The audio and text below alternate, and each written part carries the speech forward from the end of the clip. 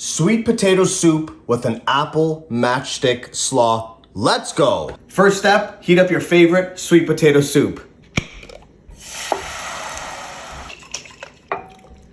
I'd like to thinly slice some apples here, so I'm going to use a mandolin, but you can use a knife as well. And if you're using the mandolin, be careful.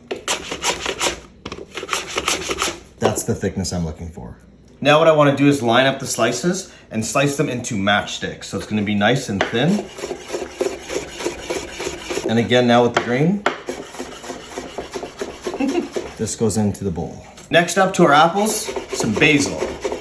Next up, I'll take my mint, kind of gently press it all together, and again, really nice and thin.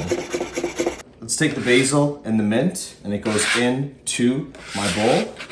Next, what we're gonna do is we're gonna add in a couple other ingredients. I wanna add in a little bit of salt. This is also gonna gently break down the apple, and a lot of those juices are gonna come out.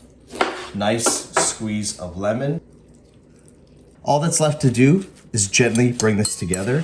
The apple is very delicate, so you don't wanna break it up too much. But look how pretty this is and how pretty it's gonna look as a garnish for our soup. Now let's plate up our soup.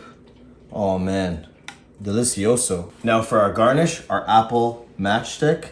Look how beautiful it looks on top. It's gonna add a lot of texture, a lot of flavor, and we're gonna get some height on our dish as well. This is one garnish that you can do to really take your dishes to the next level.